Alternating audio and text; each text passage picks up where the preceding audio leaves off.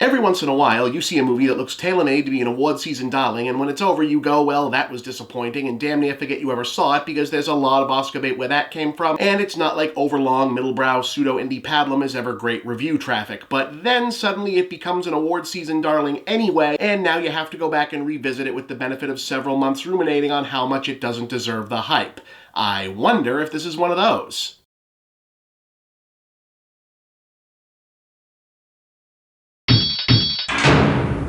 So here's a movie where the big idea seems to have been collapsing the two opposing twin narratives of the last 2 years or so of American socio-political discourse, i.e. marginalized people railing against unjust policing, violence against women, and other systems of oppression, versus traditional middle America throwing a performative, tobacco-spattered, un-PC tantrum about who the hell even knows, into a unifying melange wherein the aforementioned oppression and injustice are railed against by the un-PC tantrum throwers. Or to put it another way, gee, the police sure sounds a lot less threatening and more Oscar-friendly of a sentiment when it's coming out of a sassy, coverall-clad, blue-collar caricature beamed in from the liner notes of a lesser Springsteen album, huh? And the plain fact is that all the great actors, handsome cinematography, and earnest, well-intentioned direction from the great Irish filmmaker and playwright Martin McDonagh can't quite undo the cynical, phony calculus at the heart of the thing that leaves it feeling more manipulative the more real it tries to be, and more insufferably twee the more nuanced it tries to dishonestly slather onto the narrative. It's the Oscar bait version of when hipster music acts do ironic acoustic soft rock covers of 90s hip-hop, but one that somehow still thinks it's got a message to get across. For the record, Frances McDormand stars as a grieving mom still so angered that her small town's comically inept police force hasn't solved the brutal rape and murder of her daughter a year ago that she decides to buy ad space on a trio of ramshackle old billboards on the outskirts of town, shaming them into reopening the case. Complicating matters, the whole town is more or less against her because she's an ornery rage case who likes to browbeat and or regular beat people who get in her way, while Woody Harrelson's embattled town sheriff is a well-liked family man who also seems to be doing his best and is dying of cancer, by the way. Also complicating matters are her resentful surviving children, her abusive ex-husband and his much younger girlfriend, and a whole town full of colorful eccentrics of the type you only ever really encounter when Europeans make movies about rural America, including Peter Dinklage as a sad sack salesman with a crush on McDormand, and Sam Rockwell as a violent racist cop who, wouldn't you just know it, is actually kind of sad and in need of a redemption arc of his own, guys, right?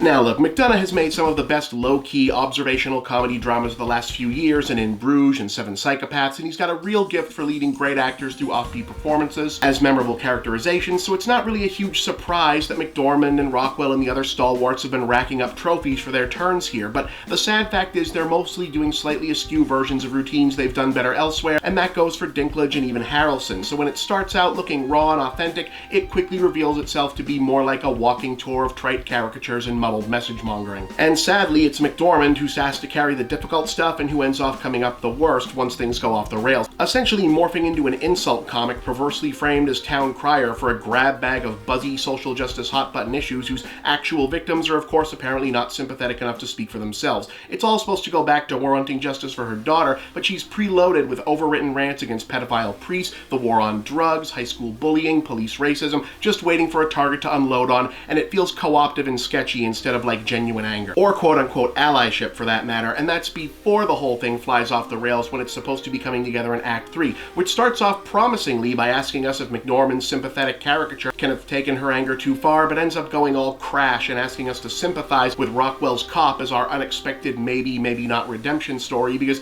hey, violent racists are people too, right? And it starts to feel like the film's seemingly well-intentioned priorities are just a touch out of whack, or perhaps pandering a little too hard to what it imagines its audience to be. Now look, let me be clear, none of that's to say that this is a story you shouldn't have told or characters you shouldn't dwell on, and there's nothing that says every movie is required to tell every story related to its subject, but if you're going to derail your main plot so your heroine can rail about every important topical issue that crosses your mind for January, it becomes fair game to ask whether or not you did it well. And the spectacle of a movie that wants to take time out of its own plot to be about police racism, but lets editorial cartoon white people do almost all the talking and winds up asking us to feel bad for the bad cop, would come off pretty crummy in a good movie, to say nothing of a cloying, preachy one that finally has the nerve to wrap up on a note of art house ambiguity that all the middlebrow pablum leading up to it has in no way earned. Look, I'm happy it looks like Sam Rockwell might finally win an Oscar because he's been one of the most underrated guys in the business forever and he's deserved it a bunch of times, but he's been better in just about everything else he's done. So is McDormand, and Three Billboards is exactly the kind of overpraised, pandering bullshit that makes people hate the Oscar season in the first place. 2 stars, you don't need to bother.